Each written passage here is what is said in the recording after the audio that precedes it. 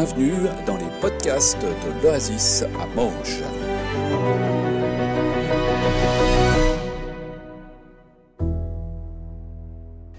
Moi, j'avais envie de vous partager le pardon au quotidien.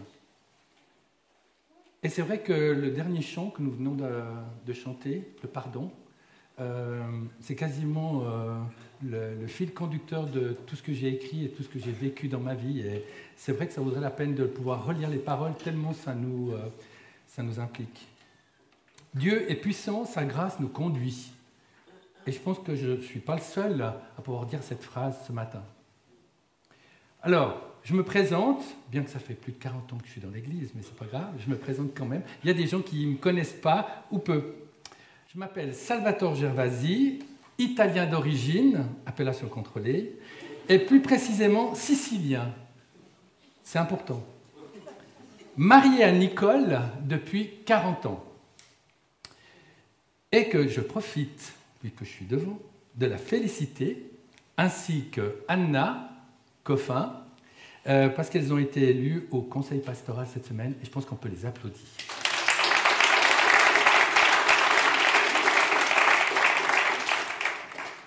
On a 3 enfants, Magali, Robin et Nita.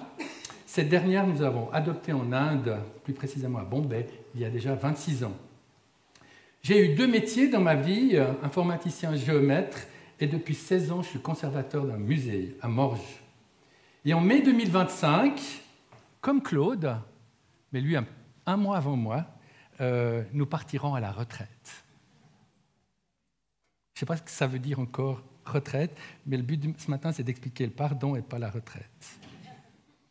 Je suis aussi au conseil d'église, responsable des événements, et puis moniteur pour le groupe Explorateurs qui sont en bas en train de préparer quelque chose d'incroyable pour le jour de Noël dans l'église. Je me suis converti il y a 41 ans. Voilà, vous savez tout, enfin ce que vous avez besoin de savoir surtout. Revenons au culte de ce matin. L'année passée, je me suis dit que ça serait bien que je partage avec l'Église un sujet qui me tient très à cœur, le pardon. Mais les responsables en ont fait le thème de cet automne, ce qui ne me simplifie pas franchement la tâche. Parce que ce genre d'exercice, je ne l'ai fait que 2 fois, et surtout de passer presque à la fin, puisque ce sera toi, Mathieu, je crois, la semaine prochaine. Beaucoup a été dit sur le pardon et la réconciliation, et je ne voudrais pas répéter des choses, surtout les contredire. En fait, pourquoi ce sujet me tient à cœur ? Tout simplement parce que j'ai un caractère qui s'y prête. Je suis impulsif, je suis fonceur, je parle beaucoup, en tout cas ce que dit ma femme, et mes origines, donne toujours mon avis, très avisé bien sûr. Je m'implique toujours à fond dans ce que je fais, pas toujours facile à suivre, parfois leader, et je n'aime pas du tout l'injustice. À 20 ans, mon héros, oui, je n'étais pas chrétien, mon héros, c'était Che Guevara. Ce qui implique que dans mes relations, ça m'a posé quelques petits soucis. Le pardon a donc été ce sparadrap que j'ai mis sur ces problèmes de communication. À 30 ans, j'étais dans mes prises de décision, j'étais noir ou blanc. Il n'y avait pas d'entre-deux. Je n'étais pas vaudois. Aujourd'hui, je suis plus nuancé. Je suis un peu à la couleur de mes cheveux. Gris. Enfin, je crois.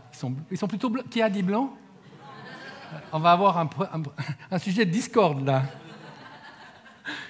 Non, ils sont bien gris.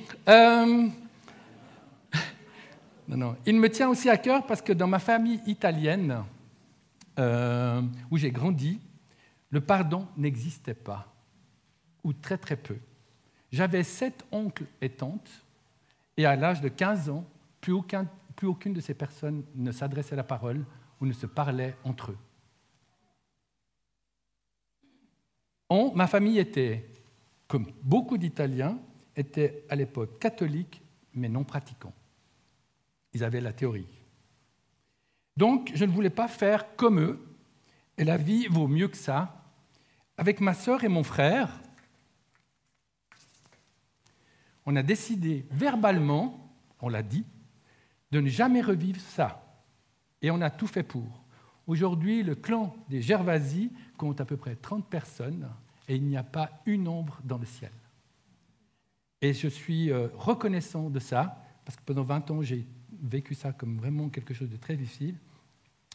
Et on est très fiers avec ma sœur et mon frère, et on veille au grain pour que ça n'arrive pas. À 21 ans, je rencontre Nicole, 17 ans. Et quand je lui demande de sortir avec elle, elle me dit « oui, mais… » Dieu avait une grande place dans son cœur et qu'il fallait que j'accepte le package complet. Et comme je l'aimais vraiment beaucoup et que l'amour rend aveugle, j'ai pris le tout en version all inclusive. Et dès ce moment-là, Dieu a gentiment commencé à prendre sa place dans ma vie. Et il était au centre de notre couple, au centre de mes relations avec mes amis, avec mes collègues et évidemment avec l'Église. Avoir Dieu dans sa vie, ce n'est pas une assurance tout risque. Alors bien sûr, je me suis baptisé, j'ai changé, mais le fond, il a un peu de peine à changer. Et donc ça n'a pas été comme sur des roulettes, ce changement ne s'est pas fait sans peine. Mais je crois que j'ai quand même évolué et je ne vous demande pas votre avis.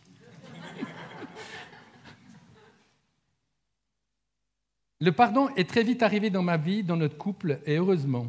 Pas parce que c'était l'enfer à la maison, mais loin de là. Mais les rares fois où on s'est disputé avec Nicole, mon caractère prenait le dessus sur celui de Nicole. Et ça n'arrangeait rien. J'avais toujours les arguments massus. Et je n'ai pas envie de rentrer dans les détails, mais le pardon m'a permis de toujours revenir à l'essentiel. Vive le pardon, même quand on n'en a pas envie.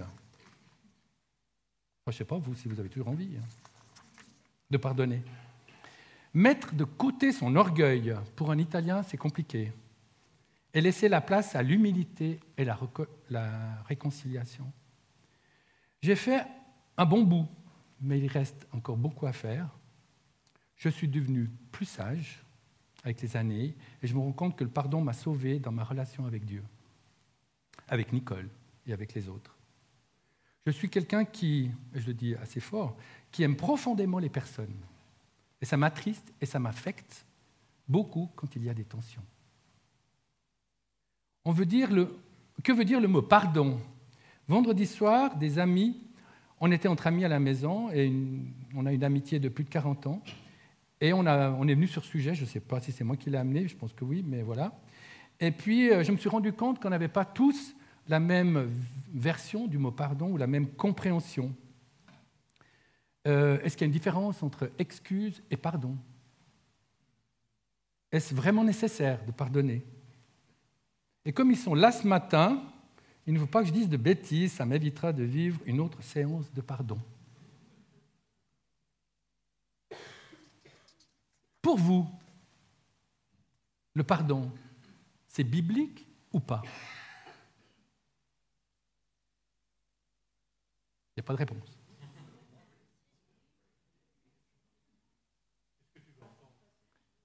Non, parce que là, aujourd'hui, je ne viens pas avec des arguments. Alors, vous avez dit oui, moi je pense aussi, mais en fait, ça va un tout petit peu. Puis quand on ne sait pas, on va regarder le dictionnaire Larousse, mais pas dans la bibliothèque, sur l'Internet. Pardon. Pardon. Vous voyez les excuses, hein ? On avait aussi dit dans cette soirée que des fois, on marche sur le pied de quelqu'un, on dit pardon. Mais c'est des expressions. Selon le dictionnaire Larousse, pardon, non masculin de pardonner, fait de ne pas tenir rigueur d'une faute, rémission d'une offense, accorder son pardon. Synonyme, c'est absolution, excuse, miséricorde, rémission. Le contraire, rancune, ressentiment et vengeance. Donc si vous ne pardonnez pas, même pas selon la Bible, rien que sur le Larousse, vous êtes rancunier, vous avez une vengeance, et donc ce n'est pas top.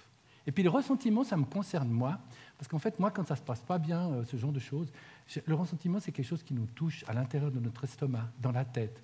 Moi, je dors plus très bien. Et c'est quelque chose qui me perturbe énormément. Donc, on voit que même selon le Larousse, mieux vous pardonner. Et puis, ce n'est pas une référence ultime. Hein. Que dit Wikipédia, notre ami d'Internet, quand on ne sait pas ? Le pardon est le résultat de l'acte de pardonner. La rémission d'une faute, c'est tenir une offense, une faute pour nulle, ou l'excuser, et renoncer soit sur le plan personnel à en tirer vengeance, soit sur le plan institutionnel à poursuivre et à punir les responsables. Le pardon ne doit pas être confondu avec l'amnistie, qui est un simple effacement de la peine. Le pardon peut s'entendre de manière différente selon le contexte religieux, philosophique, psychologique, sociologique ou politique. Le terme de pardon est issu du latin « perdonare », signifiant « donner complètement »,« faire grâce » et ne pas tenir compte d'une faute. Et la Bible, qu'est-ce qu'elle en dit ? Le pardon est au cœur de Dieu. Le Notre Père, la prière que Jésus a enseignée à ses disciples et qui nous a laissé comme modèle, dit « Voici donc comment vous devez prier. Notre Père qui êtes aux cieux, que ton nom soit sanctifié, que ton règne vienne, que ta volonté soit faite sur la terre comme au ciel. Donne-nous aujourd'hui notre pain de ce jour. Pardonne-nous nos offenses, comme nous aussi nous pardonnons à ceux qui nous ont offensés. Ne nous induis pas en tentation, mais délivre-nous du malin, car c'est à toi qu'appartiennent dans tous les siècles le règne, la puissance et la gloire. Amen. » Et c'est là que je me suis quand même rendu compte qu'en définitive, le problème du pardon n'était pas juste pour moi. Je pense que vous n'avez peut-être pas besoin, mais moi, je suis obligé de le vivre par justement tout ce que j'ai dit, des fois de rajouter la phrase de trop, le mot de trop, ou bien ramener sa fraise.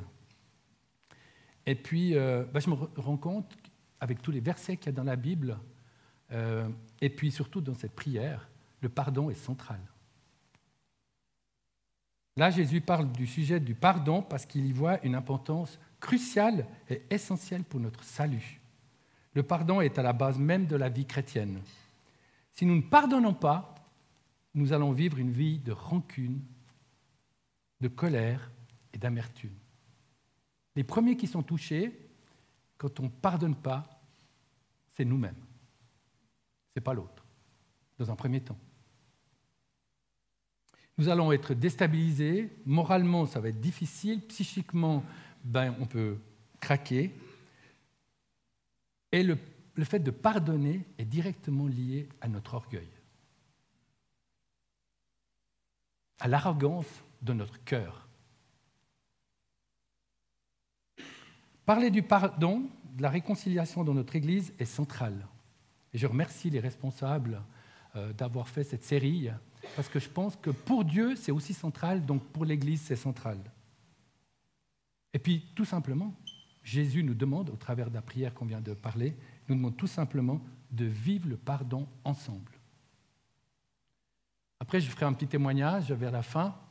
En fait, on croit que le pardon va se vivre dehors, dans la rue, dans la famille, mais dans l'Église aussi. On est tous bien gentils sur notre chaise, là, comme ça, mais des fois, il y a des séances qui sont plus compliquées.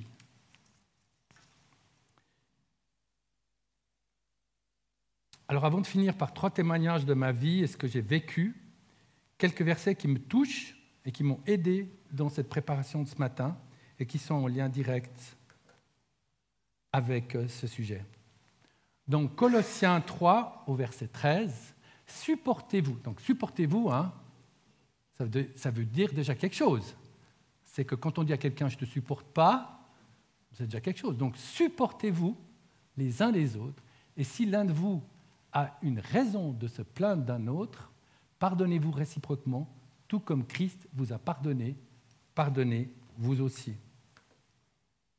Et dans Éphésiens 4, 26, si vous vous mettez en colère, ne péchez point, que le soleil ne se couche pas sur votre colère. Moi, je l'ai toujours interprété, ne va pas te coucher si tu n'as pas réglé ton problème. Et dans le couple, c'était bien. Parce que c'est quand même important de ne pas laisser... On a parlé aussi, le vendredi soir, le temps, des fois, va peut-être atténuer. Mais ce n'est pas toujours facile, et ce n'est pas toujours aisé de laisser le temps au temps. Et puis, je pense qu'il faut parfois régler certaines choses. Et puis le dernier verset, Éphésiens 4, 32. « Soyez bons et pleins de compassion les uns envers les autres. Pardonnez-vous réciproquement comme Dieu nous a pardonnés en Christ. » Donc si Jésus nous a pardonné à nous nos fautes, il nous dit qu'à nous, on n'a pas le droit de ne pas pardonner à quelqu'un. Et ça, des fois, on ne le réalise pas. Et puis, voilà, il y a des chemins à faire. Moi, je l'ai fait. Et puis, comme je l'ai dit tout à l'heure, je ne suis pas au bout. Et chaque jour, c'est une nouvelle vie qui recommence. Des nouvelles relations. Voilà. Et puis, des fois, on peut être blessé parce que l'autre a dit. Puis, on monte là. Voilà. Je ne vous apprends rien. Je pense que... Qui ici a au moins une fois pardonné?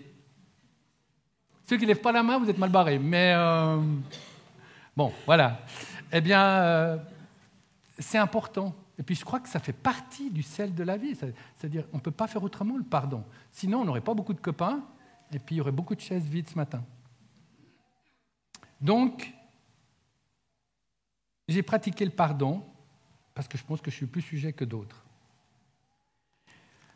J'en arrive à mes témoignages, j'en ai 3. Un dans ma famille et l'Église en même temps. Un à mon travail, et quelque chose qui est arrivé hier matin. Nicole est partie à la fraie, j'avais dit je ne me lève pas de ma chaise pendant 4 heures pour préparer ça ce matin, et puis il est arrivé quelque chose. Mais je le laisse pour la fin, comme ça vous avez le temps, ça fait un peu mousser. Suspense ou suspense. En 1900, alors là je parle de moi maintenant, dans le sens que ce que j'ai vécu et pourquoi le pardon a une si grande place dans ma vie. En 1999, 2000, j'ai eu un gros souci avec ma maman. Ma maman a divorcé de mon papa. Et puis, alors ma maman, c'est vraiment l'italienne type, hein, c'est la mamma. Elle m'a dit, tu choisis entre ton père et moi, mais il n'y a pas d'entre-deux. On a essayé de palabrer très longtemps. Et puis c'était la même chose pour mon frère et ma sœur. Et puis on n'a pas pu choisir. Notre non-choix était qu'on n'était pas avec elle. Donc elle nous a reniés.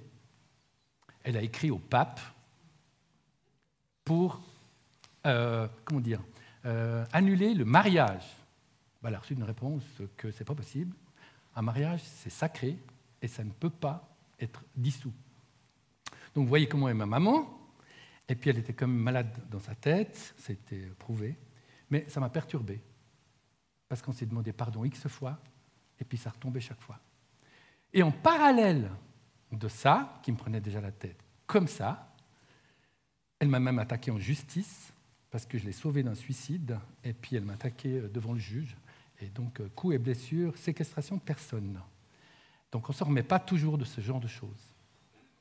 Mais enfin, Dieu a été là, et aujourd'hui, je peux en parler sans que mon cœur batte la chamane. Et en même temps, pour ceux qui étaient là depuis très longtemps, on a eu une grosse crise dans l'Église en l'an 2000. Et on a été en bisbille avec notre pasteur de l'époque. Même ici, je regarde, il y a des têtes qui étaient là. Et puis, j'étais aux anciens. Il y avait aussi Philippe, il y avait aussi Erol. On était les 3 anciens de l'époque, au conseil pastoral. Et ça n'était pas une guerre, c'était une guerre de tranchées. Les mots qu'on a entendus dans cette église, j'aimerais jamais les réentendre. C'était terrible. Et j'exagère rien, puisque Erol, Philippe et d'autres sont là. Il y avait 2 camps en plus. Et dans ce camp, de ceux qui étaient à côté sont aussi là ce matin, donc c'est pour ça que je me permets aussi d'en parler, puis de dire que les choses se sont bien terminées pour l'Église. On a eu un autre pasteur, Mais ça a été très dur. Et pour moi, qui étais jeune converti, ça faisait 11 ans, je ne pouvais pas accepter qu'un pasteur ne demande pas pardon et qu'il n'accepte pas mon pardon. Pour moi, c'était incompréhensible. C'est un homme de Dieu, dans la Bible, c'est marqué. Enfin, voilà. J'ai eu 6 séances avec lui. J'avais demandé à quelqu'un qu'il aimait beaucoup d'être un médiateur. Puis alors là, j'ai été jusqu'au bout. Je n'ai pas lâché le morceau. J'ai obtenu son pardon après 6 séances. C'était un mercredi, 1er mars. 2 jours après, le cumul de ma maman et de ce pasteur, j'ai eu la peine à mettre mes pantalons à vendredi matin avant d'aller au travail parce que je trouvais qu'ils étaient mouillés. Puis je me suis dit, bon, ils étaient sous la fenêtre. En fait, ils n'étaient pas mouillés et à midi, ils étaient toujours dans le même état. Puis je me suis dit, c'est bizarre. Je téléphone à mon médecin, il me dit, il faut venir. J'ai été. 3 jours après, j'étais aux soins intensifs. Je faisais ce qu'on appelle un Guillain-Barré. C'est une sclérose en plaques dégénérative sur à peu près 1 mois. On perd tout. Les membres, les pieds, les mains, toilettes, la totale. Même quand je disais que j'allais bien, Nicole me disait « mais tu as l'air d'un petit vieux ». Enfin, je ne vais pas dire l'âge, parce que ceux qui ont cet âge-là, mais elle me disait « tu as l'air d'un petit vieux ». Puis, voilà, j'étais plus grand-chose. Pendant 9 mois, j'ai été à la maison et j'ai dû réapprendre à marcher. Et puis, mon médecin et ceux qui étaient au CHUV m'ont dit, quand j'étais là-bas, ils m'ont dit « mais comment ça se fait que vous avez ça ? Ça peut être contre un vaccin de l'hépatite, c'est assez courant. Et pendant le Covid, il y a eu beaucoup de cas de Guillain-Barré. Le corps se retourne contre soi-même et ça bouffe la myéline, donc les nerfs. Il n'y a plus de commandement entre la tête et tout le reste du corps. Et chez moi, c'était que j'ai perdu l'usage de mes bras, l'usage de mes jambes très rapidement. Et donc tout ça, quand j'aurais dit les problèmes que j'avais eus, ils m'ont dit, cherchez pas plus loin. C'est quand on se décontracte. Quand j'étais arrivé le mercredi soir, après le pardon que j'avais eu, je dis à Nicole, super, j'ai eu mon pardon. Bien, 2 jours après, mon corps s'est détendu et j'ai eu le Guillain-Barré. Ça ne veut pas dire qu'il ne faut pas le faire, parce que voilà. Mais j'ai quand même été très loin, peut-être trop loin, surtout avec mon émotivité. Et je suis content de l'avoir eu, mais on n'a pas tous cette chance et cette grâce de l'avoir. Et là, j'appelle Philippe Creteny, parce qu'on a vécu ce moment ensemble, pour un petit témoignage, de la durée que tu veux quand même, mais petit témoignage. C'est gentil, ça va, mais c'est pas évident. Parler du pardon. Ah oui, pardon. Pardon. C'est pas évident de parler du pardon. Je dirais d'abord que pour moi, le pardon a été une valeur que mes parents m'ont inculquée, m'ont donnée, m'ont transmis, et que cette valeur-là m'a accompagné tout au long de ma vie. Et comme Salvatore, le pardon est quelque chose de très, très important. Et c'est vrai que c'est très compliqué, très difficile lorsque, entre 2 personnes, on n'arrive pas à vivre le pardon. Le pardon, particulièrement dans l'Église, est entre responsables d'Église. Donc, pour moi, c'était, comme ça va, ce n'était pas possible de ne pas pouvoir vivre le pardon. Et surtout, pas pouvoir que l'autre personne n'accepte pas le pardon demandé. Et ça, c'était très difficile de vivre cela. Et même après plusieurs tentatives où demander d'être un rendez-vous, fixer un rendez-vous, et là, pas moyen d'obtenir l'accepter le pardon. Après, même avec témoin à l'appui, non plus. Après la 3e fois, Non. Et pour moi, je ne pouvais pas aller plus loin. 3 fois. J'avais estimé d'avoir fait tout mon possible pour que le pardon soit accepté. Et alors je dois dire que vraiment, après la 3e fois, je peux dire que j'ai reçu la paix. Dieu m'a accordé le fait de pouvoir être libéré de ce poids du non-pardon. Alors voilà, c'est pas forcément, je trouve que c'est pas négatif à la fin, parce que c'est quand même des choses qui peuvent arriver, mais l'important, c'est qu'on reçoive la paix dans ces circonstances, malgré le non-pardon. Je crois que je vais rester là. C'est comme tu veux. Merci. Attends, tu peux.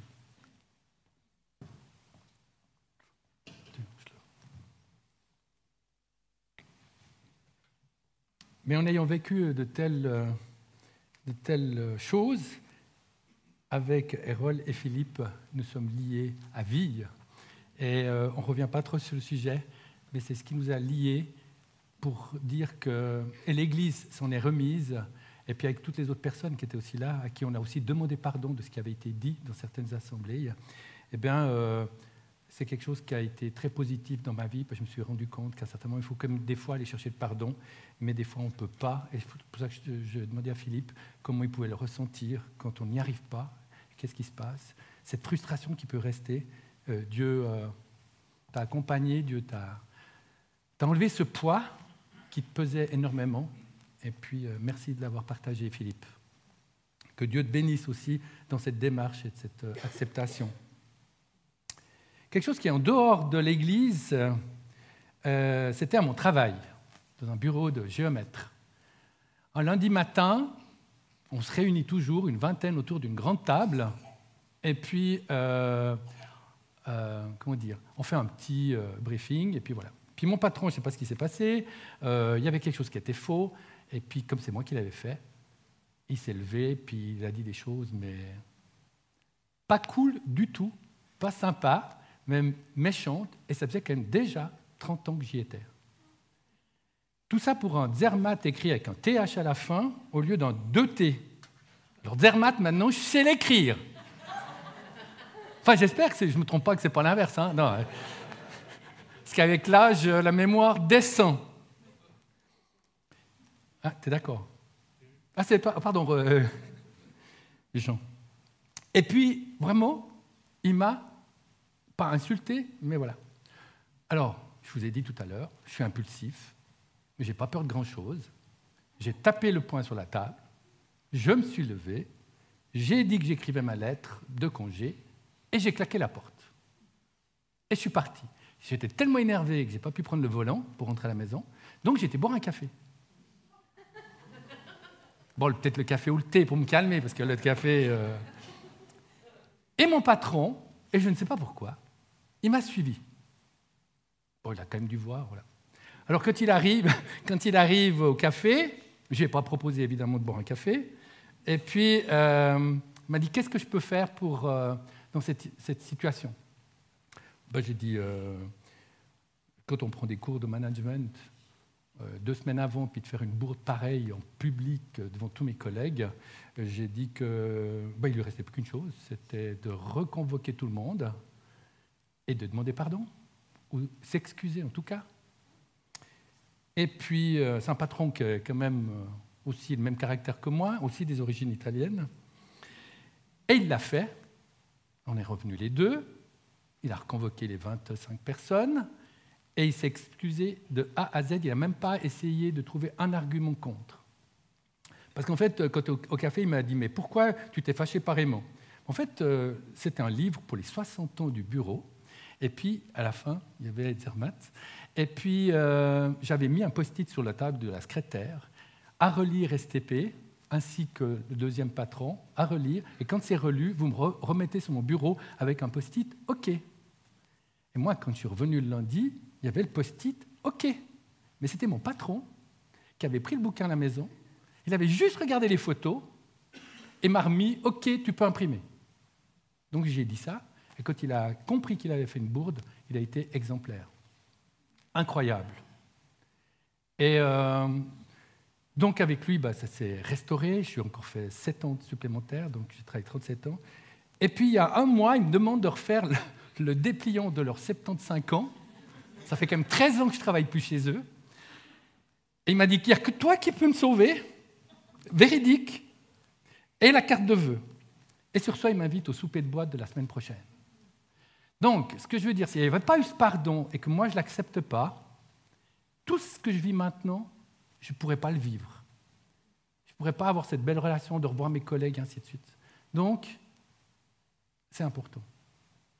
Et je loue le Seigneur de m'avoir appris et à baisser le pavillon. Dernière chose, je le ferai rapidement. Compte d'ironie, hier matin, ma sœur m'appelle. Je ne sais pas pourquoi, parce qu'elle ne m'appelle pas souvent, parce que maintenant c'est WhatsApp qui prime, mais elle m'appelle.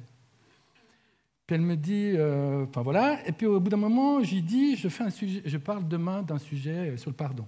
Puis elle me dit, ah mais ça tombe bien que tu parles du pardon, parce que j'ai envie d'inviter le tonton, c'est le frère à ma maman, qui ne me parle plus depuis 15 ans, ma maman avait pris une position, et puis elle avait dit à mon tonton, donc il ne me parle plus, et c'est mon parrain, depuis 15 ans. Puis elle me dit, mais alors maintenant, si tu parles du pardon, vous voyez où ça va venir? Elle l'invite pour Noël. Est-ce que tu es d'accord de venir le voir et de parler et de tourner la page et d'enterrer l'âge de Gaël? Alors j'aurais été malvenu ce matin d'être devant vous en disant « faut voir, il m'a dit des choses méchantes, c'était pas cool ». Non, j'accepte de le revoir puis espérer de tourner la page. Voilà. En conclusion, il y a un verset que j'aimerais lire avec vous. C'est dans Matthieu 18, versets 21 et 22. Alors Pierre s'approcha de Jésus et lui demanda « Seigneur, si mon frère se rend coupable à mon égard, alors c'est déjà coupable à mon égard, déjà, combien de fois devrais-je lui pardonner? Irai-je jusqu'à 7 fois ?» Non, lui répondit Jésus, je ne te demande pas d'aller jusqu'à 7 fois, mais jusqu'à 70 fois 7 fois. Donc indéfiniment. Ça change la donne quand même. En conclusion, je réalise combien ce cadeau que Dieu m'a fait, de pouvoir vivre le pardon et l'expérimenter, je souhaite que chacun d'entre vous, de recevoir et de vivre cela pleinement, dans la présence de Dieu et par son esprit. Amen.